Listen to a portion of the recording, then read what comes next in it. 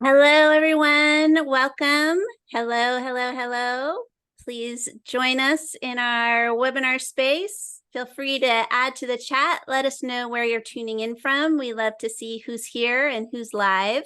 If you are watching this on replay, also welcome. We hope you'll get a lot out of this session, but we'd love to see you. So please drop some notes in the chat. Let us know where you are.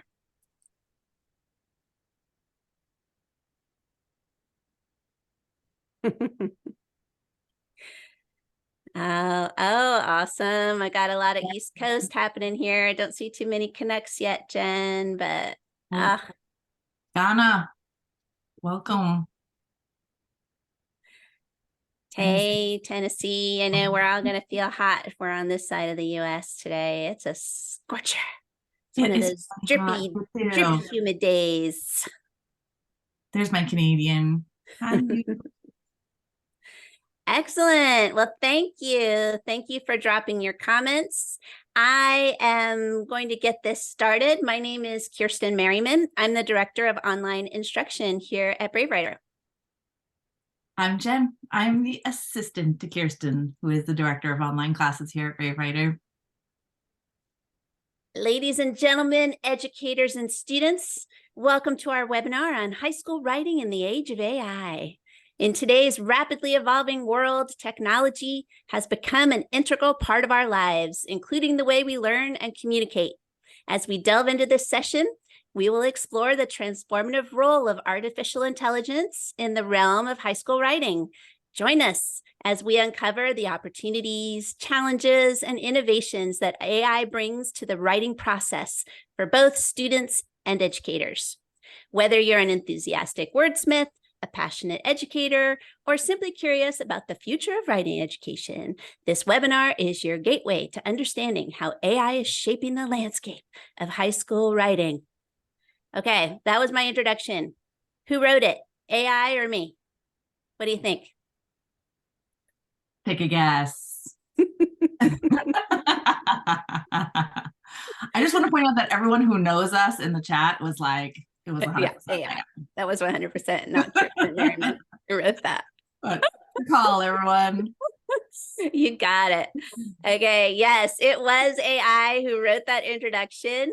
I put in the prompt saying, write me an introduction for my webinar on high school writing in the age of AI. So that just gives you a little taste of the power that AI is starting to have in terms of crafting writing of all sorts. In preparing for this talk, we did come to you, our community, ahead of time to get your burning questions about high school writing. We'll do our best to address them today. We also have some Brave Writer staff in the chat who will answer your questions. If you want to drop things there, they'll do their best. And as always, we encourage you to share your own ideas with each other in the chat. Often the answers you seek lie in a fellow homeschooler or schooler's brain. Just be sure to select everyone in the chat box so we can all see your postings. Let's get started, shall we?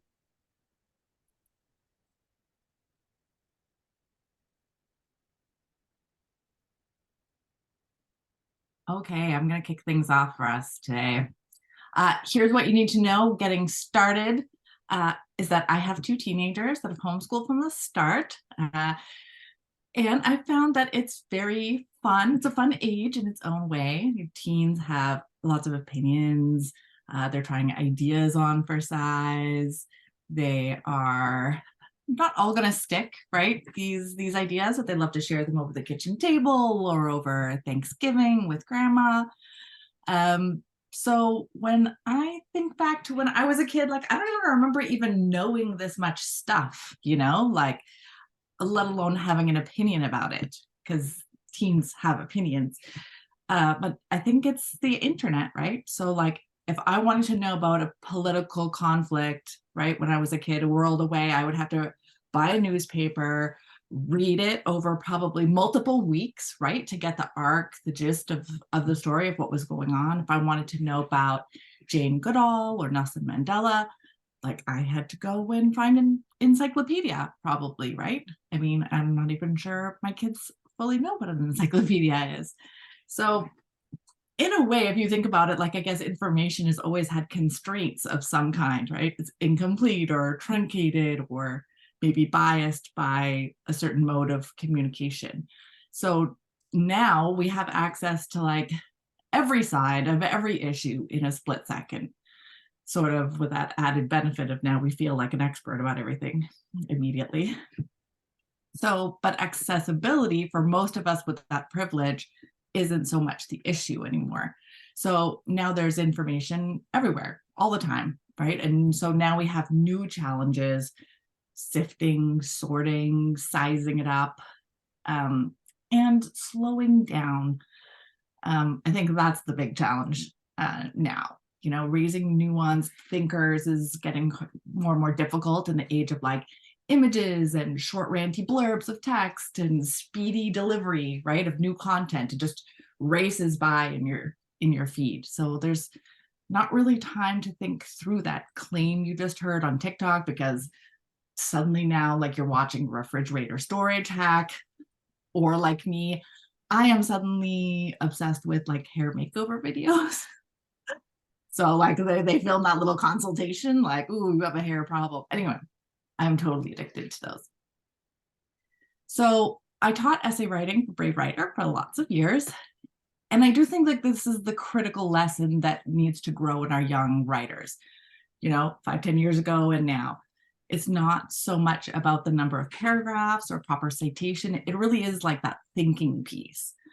To be truly prepared for college, we want writers who can interact thoughtfully with texts of all sorts. They can analyze images, they can respond to literature, or find the crux of an argument. So, like when my eldest started college last year, her first year English professor literally said, "Do not hand me a generic 5-paragraph essay. I don't want to see it. Here are the prompts. Here are the ideas that I want you to discuss. Make it under 6 pages." So, I mean, we have like variables in the internet, but like college introduces variables too, right? So like the first one is that you can't really make a 6-page paper, only 5 paragraphs long. So mastery of that 5-paragraph essay on traditional writing prompts is a great start as a platform. That's why those classes are in our 101, 102 series. But structure is just that. It's a tool to help keep your ideas organized. So then you can engage with the material at hand and show up on the page with your ideas and in your voice. So my feeling now is that AI is going to add another layer to all of this now. So I think we'll see more like in classroom writing. My daughter's final exam for one class last year was write 3 essays by hand during the exam period, which is about 3 hours. I think they'll also be using unusual prompts to foil AI. And also elements that pull from class experiences and lectures, right? Because ChatGPT didn't attend class on Tuesday. So to bring that in.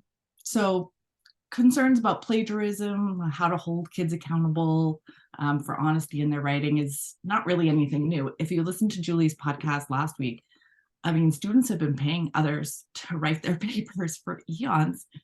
I guess AI makes the slope a little more slippery, right? Like, because you don't feel like you're copying someone else's work, you know, maybe the lines are a little blurry. Maybe it feels less harmful somehow. But check out this passage from Brown University's academic code. It says, a student's name on any exercise, like a theme, report, notebook, performance, computer program, course, paper, quiz, or examination, is regarded as assurance that the exercise is the result of the student's own thoughts and study, stated in his or her own words, and produced without assistance, except as quotation marks, references, and footnotes acknowledge the use of printed sources or other outside help. So, I mean, that's pretty extensive, right? They're really thinking about the ramifications of AI for sure. So, like any form of borrowing words that aren't ours, also known as plagiarism, which is expulsion worthy in college. At Brave Writer, we try to conceive it like not as the end of the world, you know, like luckily right now for many of us, the stakes are not that high. So 9 times out of 10, a student who copies and pastes someone else's writing, you know, as a young writer, is lacking in confidence or doesn't know, you know, where to start, or is quite literally just not aware of the rules of the game, right? These are things we're here to learn. We're here to help. And it's worth noting that shame and blame rarely help, right? So instead of being that hammer that we bring down with force, did you copy this from somewhere? I mean, we see it as a chance to get curious and learn something about the writer and the pressures they face. We want to let them know the ways they can use and build on other people's work, because academics do it all the time, but in a legitimate way. So on top of that, at Brave Writer, we spend time in our classes helping students consider what kind of writer they want to be, what their personal goals are for class, right? We get students that tell us they feel overwhelmed, they want to express themselves better, or they often feel stuck, right? So when we ask students this, we're trying to engage in a way to like help them reorient their goals, because if completion, quick completion, or a good grade is the end goal, I mean, then ChatGPT does that job, right? If learning to express yourself or develop as a thinker or more effective communication is your goal, well, you've got to do something different, right? You've got to put in some time and some effort, because ChatGPT is not going to get you there. So that's something to consider, you know, in your homeschool, removing some of that end goal focus and centering more on process, self-expression, curiosity, right? There are still ways you can allow your teen to scratch that AI itch, because many of them want to play with it, but in productive ways. So we are going to get into that now. One wonderful outcome of AI's impact on education is that educators are now invested in posting resources to help families, students, and fellow educators navigate this burgeoning technology. What a relief. I love it when educators get creative and get part of the game, because they always come up with such wonderful, varied ideas. We had a rich array of source material to consult when preparing for this webinar, and we're going to be sure to post some resource links on the Brave Writer blog about this webinar, where we'll also give you access to the replay. So you don't need to worry about getting in lots of frantic screenshots as you're listening to me today. We're going to put our signature, though, the Brave Writer spin, on those traditional AI activities and writing in general, as we share some of our favorite finds. In general, that means finding ways to adopt a curious stance, like Jen said, instead of a punitive one, as you engage in this topic with your teen. We've learned that you can't blame or shame a child into learning, and we think that idea applies to questions of AI use and plagiarism. So we're going to get into that. What might that look like when you've discovered your teen used AI to write a school assignment or plagiarize the writing of someone else? The situation has come up for us in our classes, and we always encourage our coaches and the adults of those students to take a twofold approach when talking to teens. There are a myriad of motivations, reasons to use AI, including the it's cool factor. So let's not forget that. But here are two reasons that we can address in our coaching. We recognize that writers sometimes just see that other writing as superior to theirs. This is a wonderful opportunity to get curious and ask something like, I can see that there's something in this writing that you admire. Can we sit down and look at it together?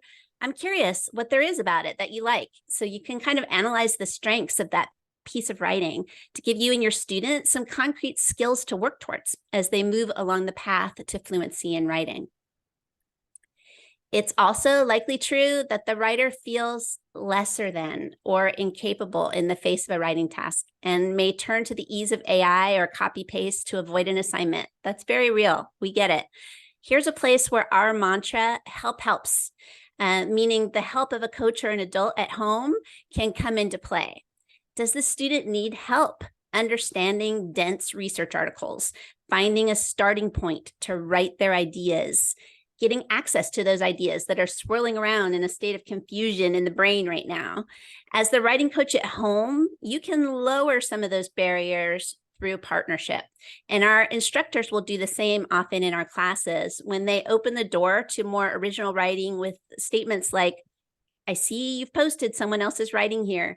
Going forward, I'd really like to see what happens when you begin your writing with the original thoughts in your head before you look at what others wrote. I'm most interested in getting to know you through your writing. Post a question when you get stuck. We really often need to drive home the message with kids that their ideas, their personal inner mind lives are what we care about most in their writing, more than polish or a strong transition or a perfect works cited page. Okay. With the understanding that we're going to try to get curious about AI instead of maybe bringing down the hammer and shutting down access to the internet, what is the best way forward since AI and its lure are here to stay? So first of all, like this orientation really brought up some questions. We did a lot of research. I mean, two homeschool moms just living their best lives researching this whole thing. So, I mean, we thought we would share sort of these positioning questions with you as well, right? So how can an adult team up with their teen to get curious about AI and to understand its strengths, its limitations? What are ways family can use the technology to help a teen grow as a thinker and a writer? How do we help teens care about learning to write at all when AI exists and makes life a lot easier? So as we answer those questions, let's start with some AI generators to experiment with and explore. So, I mean, this list will constantly need, to be evolving because new and better generators continue to emerge. You can add your favorites to the chat if you have some. These are some that we like. ChatGPT, text-based IA generator. Apparently the paid version is way better for more sort of research-based source. Dolly or Stable Diffusion, they create images.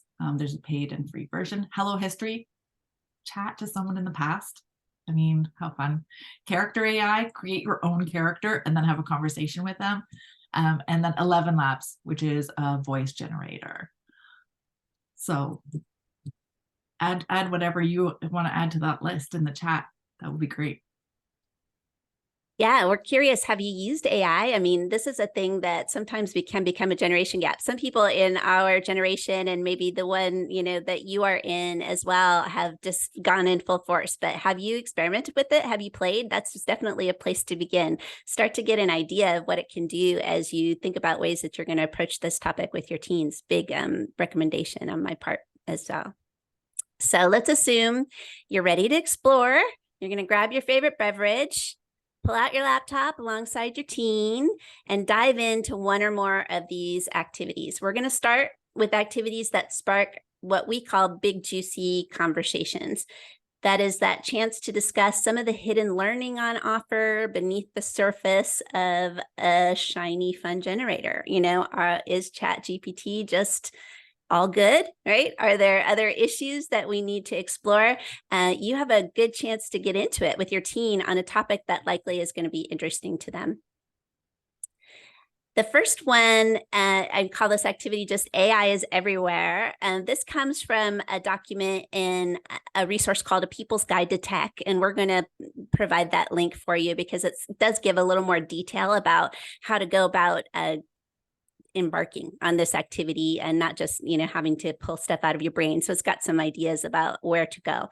But the general idea here is to go on a quest, like a treasure hunt, to uncover all the ways AI has already been helping you for years, right? What has AI been doing for you? It is behind handwriting recognition on your check deposit app, facial recognition to log into your phone or tag friends on Instagram, translating into another language, spam filtering, voice recognition like Siri and Alexa, recommended purchases on Amazon, shows you might be interested in on Netflix, and playlists of songs to consider on Spotify.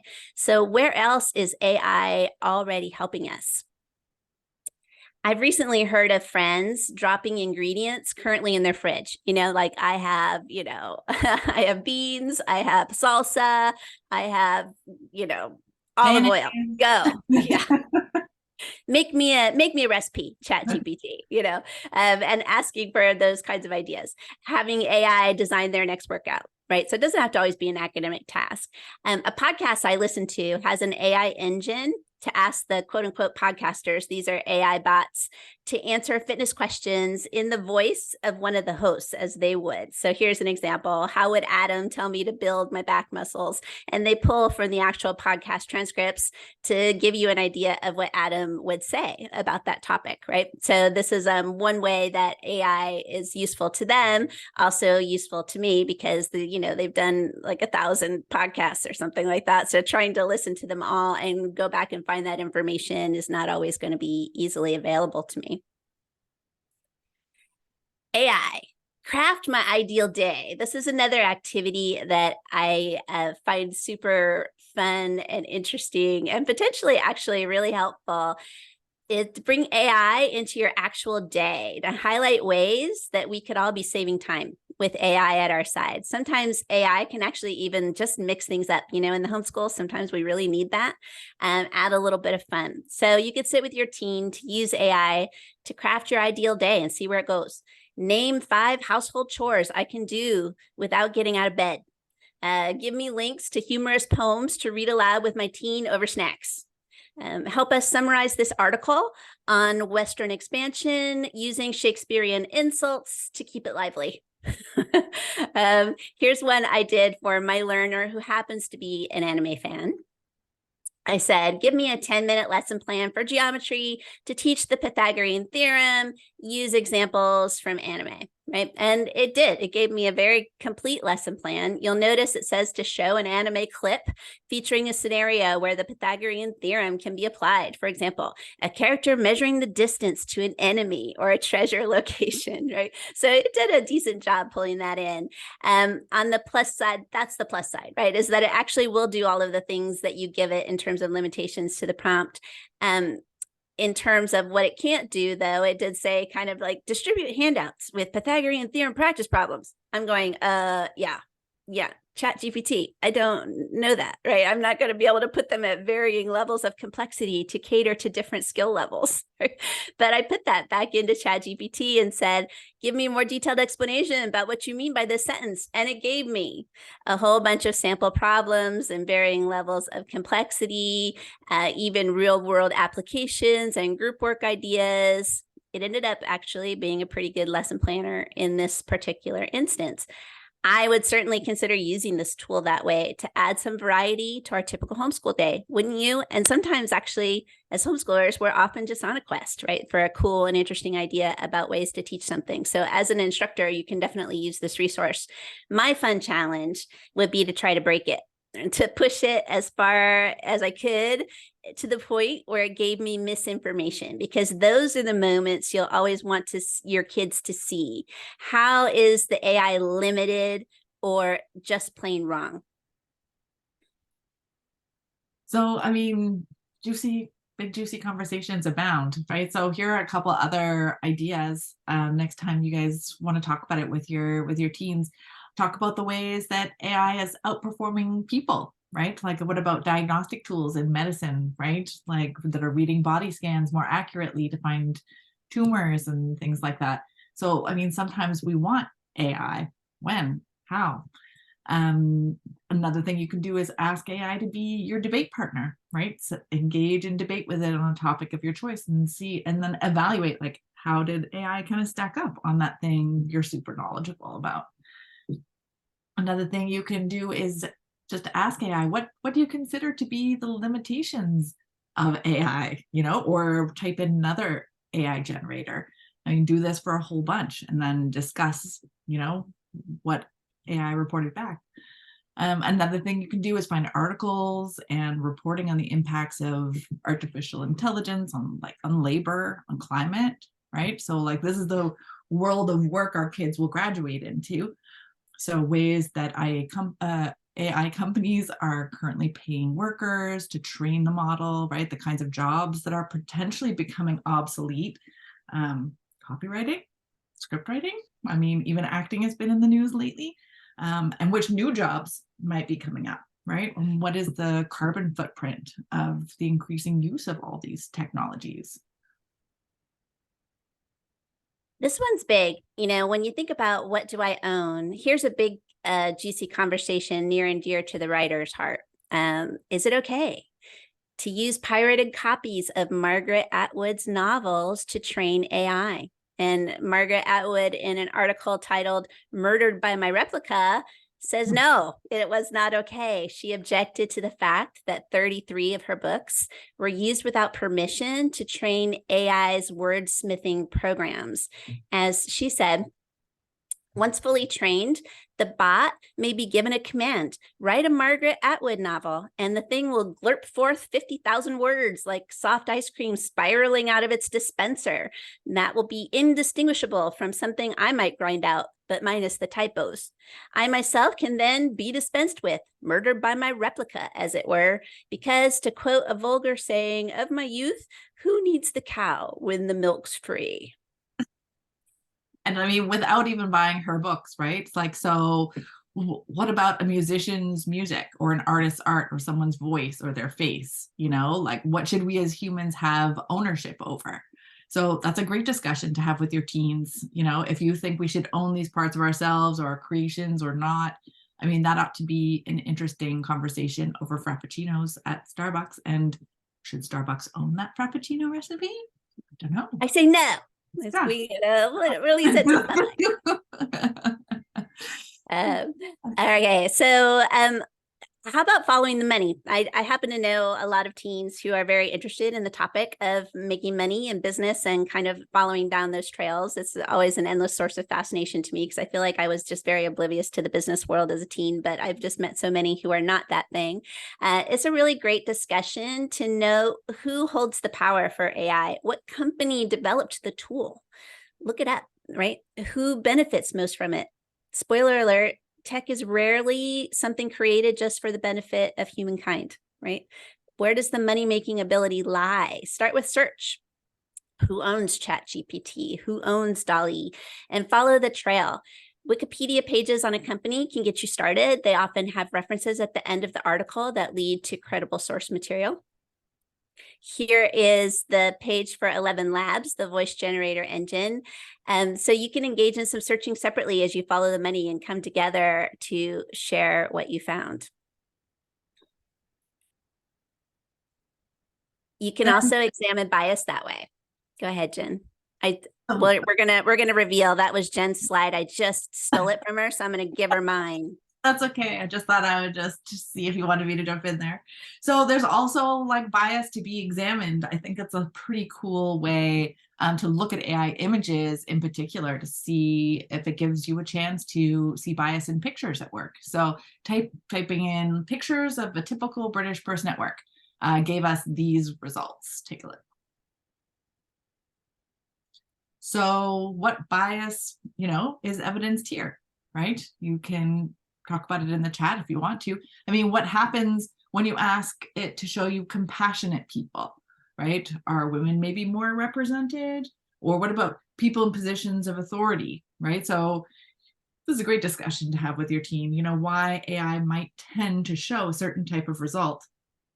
And if it will eventually get better, right? Make some predictions, will new biases, maybe sort of take up residence, right? So taking time to see these strengths and weaknesses and play with the generators a little bit to see what they can do, question the impact of this technology, away from shame and blame.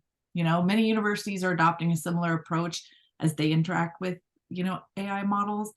And we can take a page out of their book and use it as a point of inquiry as we uncover how our world works. I will address the chat just quickly to say somebody was asking about kind of resource material, like where we get ideas about the use of power and money. We are going to do some links to those documents because I think it is important to share some of the source material that we found so you can do some of your own deeper dives. So we'll go ahead and put that on our blog page along with the replay when we're done with the webinar. So we talked a little bit about big, juicy conversations. That's really just about kind of noticing AI, talking about it, just bringing these conversations up to the top of the surface, seeing strengths and limitations, playing with it, not being afraid of it, but also being aware of what it does to you that maybe you don't want. to have happen, right? And things you would like to maybe have a little bit more control over when you're interacting with technology. Let's shift it a little bit to talk about writing, because this is, Brave Writer and kind of what we do around here. So how can AI really become a part of things in the high school writing process? Does it have a role? How can we go about communicating the value of writing and using AI to grow critical thinkers and fluent writers, right? Because that is our goal, even if it isn't a teen's directly stated goal. Here are a few of our thoughts about how to continue to promote at-home writing and use AI as a partner in that learning process.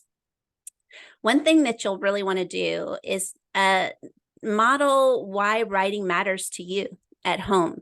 The big dilemma AI has us facing in a new way is this question of why does writing matter? I think that question is getting more burning, and kids are getting a little more jaded at kind of being forced to learn how to write when they don't really see the purpose of it.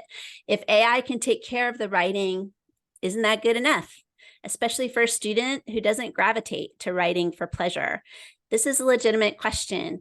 One thing we know is that as you craft discussions with your kids, you want to be transparent about what writing does for you. Have you thought about it? Just take a few seconds now and think about it. Do you use writing now? How? How is writing a part of your world? For example, right now, some of you are writing in the chat, right? But how else? How else does writing serve you? How is it important to your story, in education, in your job, in your life? And have you shared that story actively with your kids? Do they get to see writing being valuable in your daily life? Another thing you can do is make your learning focus at home more about the process and less about a perfect outcome, right? If we want to grow writers that care, the process is really where it's at. There are moments where a thought pops out in conversation and you enthusiastically, jot it down on paper because it's going to feed into an argument of an essay later, right? Or where you bandy ideas back and forth for a few minutes and watch them grow, right? Be moved yourself to think in new ways based on those conversations. Our thinking and beliefs have room to evolve and grow in the writing process. So a focus there generates more enthusiasm than just driving to a finished essay. We're oriented towards a final product naturally, but if we communicate the message that the end product matters the most, kids who want to please us will just put their focus there, right? Shortcutting the thinking process, the investigation, right? With just the end of that good grade on the polished paper. So having conversations about the topic, creating notes together, checking in throughout the process of writing. You can ask them to annotate their own writing as a thinking practice, right? Like, why did you decide to introduce this point here? What was behind your thinking about the order of your points? What were you thinking about at this point in your process, right? That not only allows you to check in to make sure they're doing their own writing and thinking on the topic, right? But it lets the writer know that you care most about the thoughts themselves, right? That the writing is primarily about communicating their inner mind to the audience. So this is a question we actually got from the community a couple of times. We wanted to be sure to address it. We had a couple of parents asking for help about taking notes. We understand that this is a difficult skill, but actually AI can come into the rescue in some ways in the note-taking skill building process, because note-taking is difficult because there are so many different skills at play. Students have to read dense text, find the main ideas, and build some sort of organizational system to keep a record of those notes, right? We've all experienced that in our own scholastic time. These are not skills that kids magically develop when you just place them in front of text again and again with a stack of note cards. And AI can help in the building of these skills. So if you haven't thought about this, I invite you to do this. We teach kids different ways to interact with text and take notes depending on the topic in our classes. So we might have them do straight research for an essay. How do you take notes for that? Literary analysis. How do you take notes for that? Doing a textual critique. How do you take notes for that? And we teach those directly in our classes. So we get into it in a topic specific way there. But in general, AI can actually help with the skill building involved in taking notes just as a topic. Consider reading comprehension, for example, which is a big part of the note-taking process. How can AI help? Well, it can summarize a paragraph, right? You give it a scientific study, plunk it in, it can do that for you. It can make a list of the main points. It can even follow the command of rewrite this in plain English, right? These are just different ways to assist in reading comprehension in the same way you would if you were sitting down with them with a highlighter, perhaps to help highlight some of the main ideas, to break down the text, to give them, your kids a little more scaffolding in how that works. Consider organization also. Ask AI to sort the points into categories such as problems and solutions or causes and effects. Ask a student to do some of their own note-taking too, and then compare that work to that of the AI. That kind of back and forth where they get to compare their results will allow them to build the skills and see things grow. So it's a great way to interact and give them some extra practice in these things that they are finding challenging, because so many kids do find note-taking challenging. You can also use AI to match your learning preferences. You'll have to play here because it's just the doors are so wide open to how you can make this work. Use AI to represent ideas in a way that's friendly to your brain and the way it likes to learn. Can it create a picture summary of a text? Try it, see what happens. Can it make a metaphor to compare your topic to something relatable? Can it write a song or a limerick? You need to remember that sense of play, that you will do when you are thinking about ways that you learn and you like to receive information, and know that AI actually is ready to get into that territory with you. But kind of the sky's the limit, right? I mean, how can I turn this revision lesson for AP biology into a physical education workout of some sort? I would love to see what it came up with for that. I'm sure Julie would love it too, because it would probably involve jumping off chairs, and she's always big on that in the learning. Push its limits and see what happens. This is one of my favorites. I mean, to me, this is just hands down the best. Get AI to do the grunt work and the heavy lifting. Employ AI as a research assistant. So tabulate these cited sources from this article, rewrite this list in MLA format, help me with my citations, what is the current, rule for this, for AP format, and blah, blah, blah, right? All of that stuff that was just so painstaking when we went to school, because like looking it up, if you didn't, now you could get someone else to do the work. I like that. I like that a lot. I have to say my favorite part of this too is the fact that it puts it in a table for you. There's just something about that I just go, thank you. Thank you. Thank you. You've actually split it up into information in a visually represented way that I can print out and keep. As a note taker of long standing, I appreciate that kind of ability so much to be able to break information down in the format that you want it to be broken down into. Okay, so let's think about voice, style, and genre. We actually really expect our kids to learn how writing voice works, to understand it, to be able to distinguish different kinds of style, to understand the difference in different genres, right? This is actually a little bit elusive and hard to explain, though. Asking AI to write a recipe in the style of Jane Austen or a movie review in the voice of Sandra Cisneros, that gives you the opportunity to evaluate elements that help define something as elusive as style, voice, or genre. What makes an author sound like them? What represents an elevated or kind of formal style? What makes something a memoir versus an autobiography? I did this one using Mark Twain. I said to write a movie review of Top Gun Maverick in the voice of Mark Twain. And it says, well, let me tell you, folks, I didn't watch that there Top Gun Maverick. And I reckon it's a rambunctious ride up in them there skies. It sure is. This here flick, it's like a riverboat race full of steam and thunder with them fighter jets zipping and zapping about like Huck and Jim on the mighty Mississippi. This is how I want you to talk all the time, Kirsten. This is I amazing. know we're going to have Mark Twain Day at Baybrighter pretty soon. I think it's just going to have to happen. So what did AI do to try to capture Mark Twain's voice? I see elements such as talking directly to the reader, using colloquial language, and referencing life on the Mississippi River. Now, did it capture everything delightful about Mark Twain? No, certainly not. But it gives some concrete evidence of elements that go into making up voice. So you can actually look at these examples to try to start to figure it out, piece it together. In an advanced way for writers who are ready to take this step, they can try emulating a certain author themselves, right? To write their own review in the voice of Mark Twain and then anticipate what AI might produce before asking it to do its thing. And once again, do that compare, because a lot of those critical thinking moments are going to come in at that point where they get a chance to compare their own writing to AI writing. I like this idea of having fun with the AI. ChatGPT never gets tired. Like you can just be like, yeah, generate a 200-word response, to this prompt. Do it again, make it different, do it again.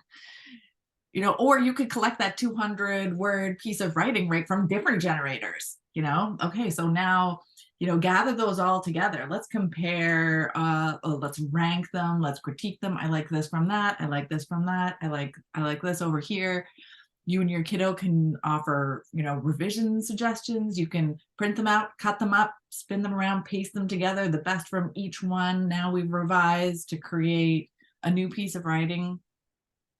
Another idea is to type in a passage from a book you're reading. Ask AI to remove all the punctuation. Now read the passage again, and see how, read it out loud and see how it's changed, right? You get to show your child in real time the impact that punctuation has on writing, right? Or ask it to tell the scene in reverse. Is it more thrilling? Is there more anticipation? And then I personally like this homeschool parent hack. I tried it out today just for fun. Let's say you need to create a reverse dictation passage for your mechanics practice. I asked ChatGPT, okay, I inserted a little passage from Charlotte's Web, and I said, okay, can you insert into this passage 3 punctuation mistakes, remove 5 words that are hard to spell, and create 1 grammar error. It not only did it, and then it gave me a whole outline of everything it changed and where what I would do to fix it and all of that. So I would have that, by my side, like a little teaching assistant, if I were doing reverse dictation with my student.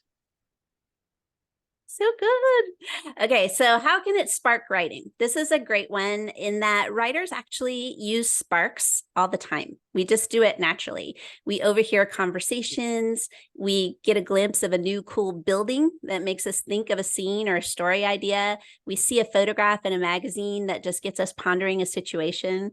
AI can also offer prompts like these, right, to spark your own writing and your child's writing. Try inserting a question of this sort. Come up with something that doesn't exist yet, a new creature, a new plant, a piece of furniture, a building that doesn't exist yet, and see what it gives you. This can be a partnership writing experience too. When you get something as a response, you maybe decide to write a story with AI on it, where you write a little bit, AI writes a little bit, and back and forth. So I asked DALL-E, the image generator, to make me a creature that didn't exist before, and this is what it gave me. And I decided his name is Squishy, and I love him forever. And I'm already considering his story, which probably has him breaking out of AI jail to go live in the world. I'm not sure where it's going to go yet, but those are sometimes just the little bit of click that you need with a student to help them get over the hump of starting. My own child was really kind of blocked by ideas, just didn't feel like she had ideas to begin. That was always the biggest hurdle for her to overcome. So AI can give you a place to begin, and we love that for you. I love Squishy. Squishy's cute. So another thing you can do is ask AI for advice, not just any old advice though, but maybe feedback on a piece of writing, right? Or let your child input some writing that they wrote a while ago, or yours, or somebody else's, with permission, if it's like a sibling or something like that. And here's what you get to practice by doing this. You can put it in, and your child will probably then need to direct the feedback to the AI generator, right? So what would you want to revise about this piece? What could be better? What are you curious about? You could say, I'd like this passage to emphasize the setting a little more. Can you advise on X or Y, right? So, like, this is the thinking piece again. So now your kid is thinking, right? Okay, how could I change this piece? Like that's the essence, the seed of revision. And it's also really empowering to ask for the feedback you want. I mean, we do that in a lot of our high school classes too. So there's a little distance from the fresh moment, of writing, because that can be a little emotional. Because this activity is like a whole different activity. You probably wouldn't do it at the same time, something you just wrote and then throw it in. So it's a little less personal too, to get writing advice from a bot, right? Then the student can then evaluate the feedback. Like the ChatGPT doesn't have the end call on everything writing, right? So the bot can give you some feedback, and then you and your child can discuss it together. Would that advice work, do you think? What do you think? Would you want to take that or not? This reinforces that idea that it's the author that has the final say over their piece and over any changes, right? Gives the writers something, to notice, something new to notice about their writing. How about having AI write your essay? No, but can it help out with essay writing? Definitely. Ask it for a short answer to a question you guys are doing in your homeschool right now, right? So what is public history? And just ask it to define it in 3 sentences or less. AI is going to give a response that kids can in turn agree with or disagree with and write about. It's often easier to react to a stated position than it is to answer a question kind of from scratch out in the void. Here's an example of one that certainly would have had my essay writers at home flying to their writing tools of choice to craft a response. Give me support for the idea, no more than 3 sentences, that movie studios should preference sequels over new story ideas. And so ChatGPT gave me that.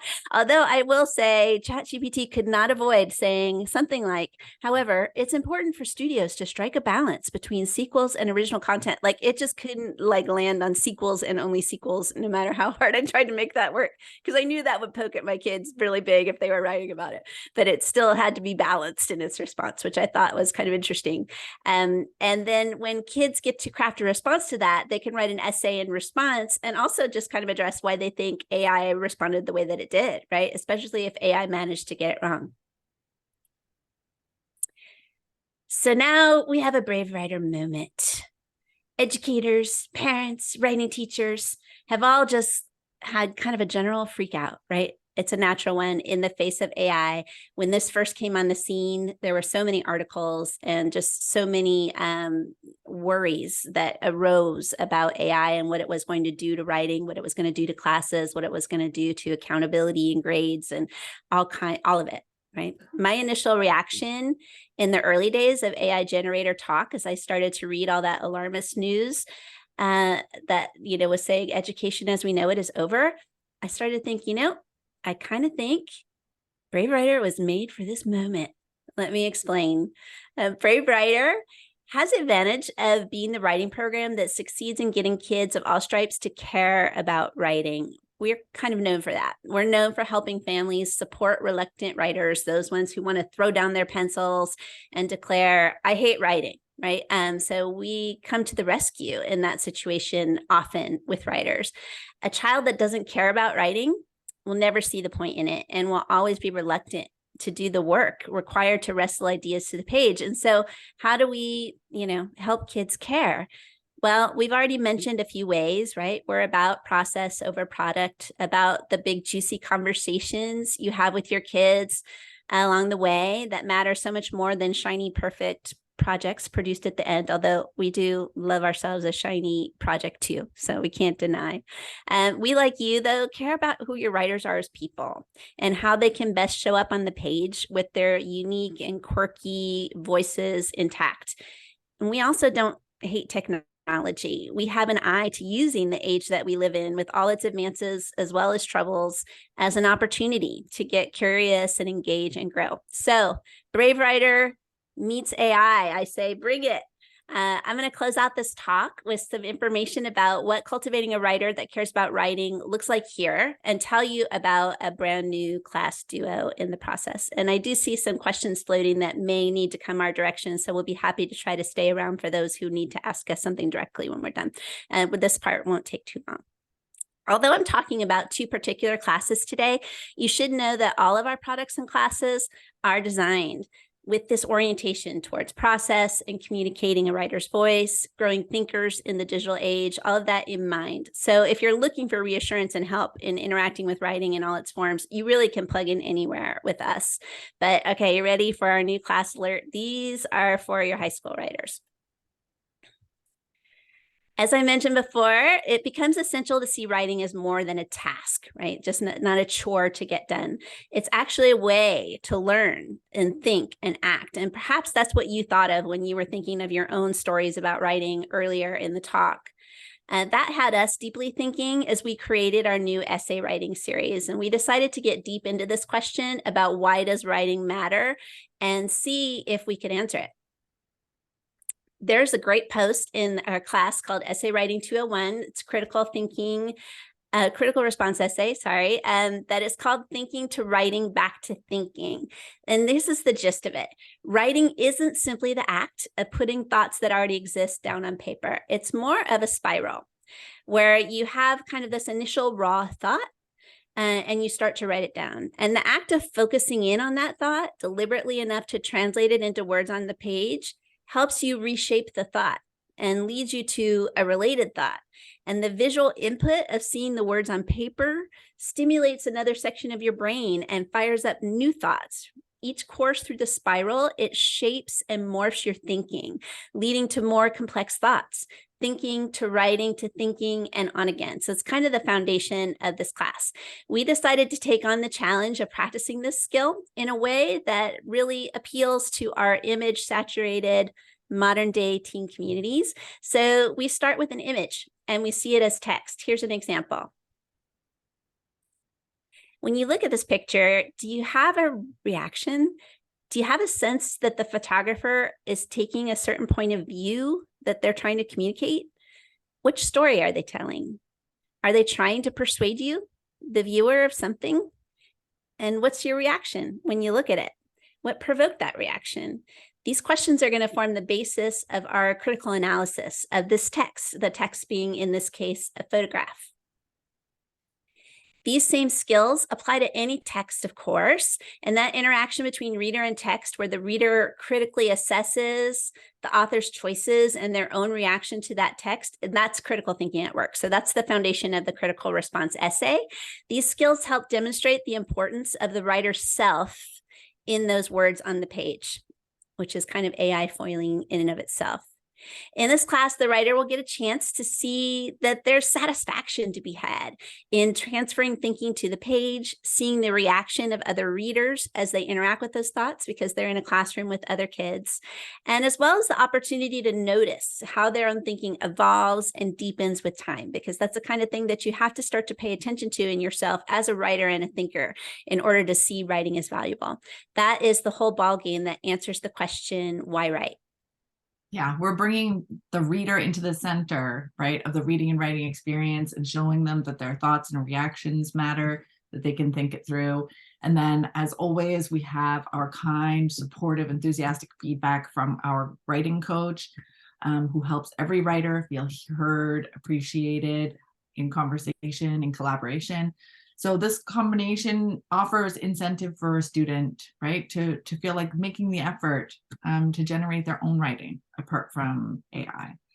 It's also a class that once taken, it applies to so many topics, right? Since kids have to analyze text and images in every subject area, right? Art, chemistry, American history, debate club, right? These skills taught here have this just maximum cross-curricular appeal. All good reasons to consider picking up this class. And here is our second one in our duo. We're bringing in Essay Writing 202, timed essay. And we know that in-person classroom instruction and testing and writing in class, that's going to lie ahead for most of your learners if they're not already doing it. If they happen to be going to classes in school right now, they are certainly already engaged in this process. They're going to be in classroom writing situations where instructors are a little bit hampered, right, by the structure of the class. So they would love to do it as the homeschoolers do. They would love to make contact with each writer in a curious way and dive into something like an AI generator to notice what it can do, just as you would do at home. But because performance and grades are really inextricably linked to the classroom situation, and there are so many kids to navigate at once, the ease of opting for AI on the part of the students is always going to feel like a foil to the classroom educator who has to find ways around that. So we're noticing that in-class writing, from the short response to the full exam taken in person, is more and more prevalent. It's simply a tool instructors have to make sure that the ideas that emerge come from the writer, plain and simple. This kind of rough draft writing to a timer with little chance to revise, it's a specialized skill. It's not something that we do very often as writers. Most writers don't have to write this way. So we decided to address that with our Essay Writing 202 class, timed essay. Kids will learn the tools of walking into a timed writing session with a plan, even when they don't know the topic, to pick apart a prompt and prepare to address what it's really asking in all of its forms, right? And to not leave anything out. To learn how to quickly hook a reader and move through a short essay with style and flair, because you got to do this on the clock, right? To use time effectively, finishing the task before time runs out, and to write in a way that ensures what's submitted is as polished as possible. It won't ever be perfect, but you can certainly get in the habit of producing a more polished rough draft. These skills require direct practice, apart from a typical essay writing that students would do at home. And practice really is the key. It gives you kind of an automaticity that comes from repetition, doing it over and over. That's how students successfully start to make use of the timer. It's just doing it a lot of times. So we're getting into it in this class. Essay Writing 202 is chock full of tips and strategies to make the most of timed writing sessions, and we hope you'll love it. Okay, come and find us. So if you want to know more about these classes, our Brave Writer classes, visit us at bravewriter.com/online-classes. There's a link there. Did you guys know that you can log into any of our sample classrooms, see the layout, see some readings, some exercises? Our classes are truly unique. Short in length, 3 to 6 weeks, with a new class that starts every Monday. You can log in on your own schedule because they're asynchronous, generally focused on a deep dive, a specific writing task.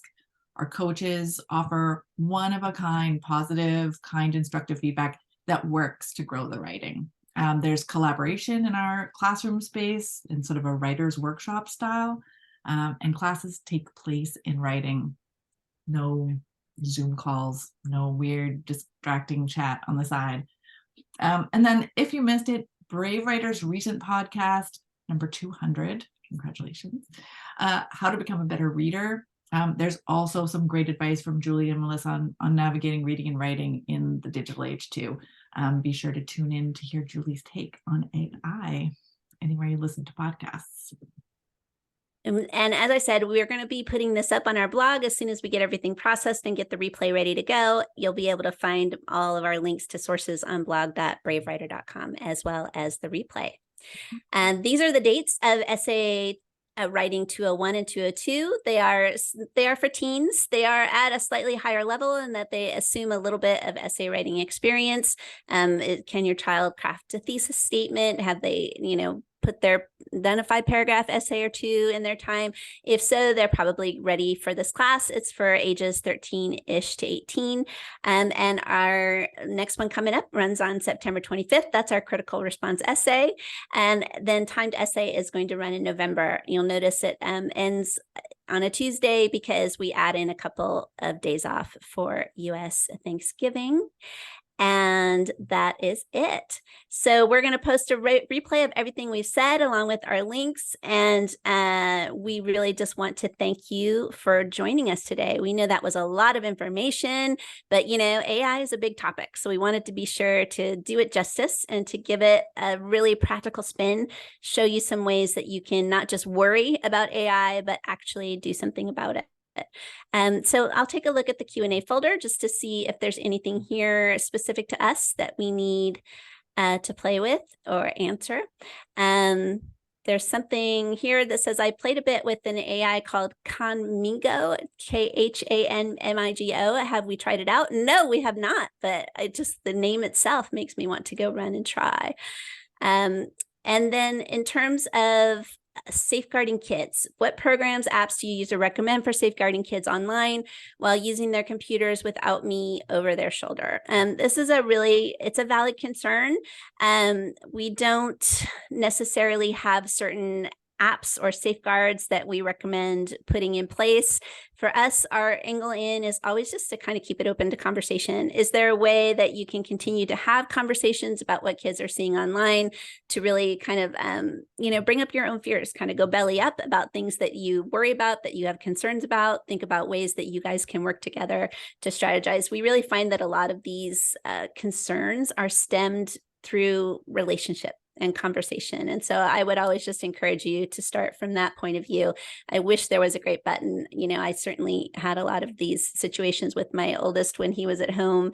And I think there was at one point on his laptop, like 2 programs that existed there with no internet access, and then we kind of had to work our way back from that situation together. So I get it. It's a struggle. We don't have a quick fix for you, but we really do just always recommend, the Frappuccino talk, right? That is always kind of the best way forward.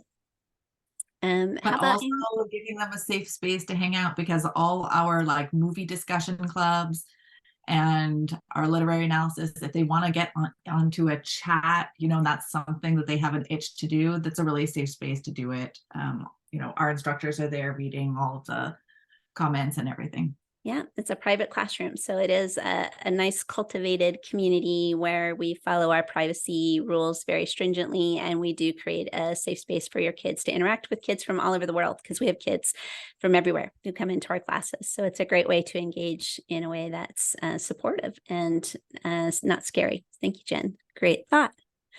All right, everyone, let's get off this computer and go into our day. Thank you so much for joining us. We really love you. If you need to contact us, you can always email help@bravewriter.com. You'll find me directly that way. I'll redirect you to Jen if your question is for her. Otherwise, I will be happy to help you choose a class, to look at a writing sample if you want to give me one, anything you need to help support you in your quest to use this digital thing called the computer and the AI and all its stuff effectively. So I am here for you. Thank you so much, everybody. Have a wonderful evening.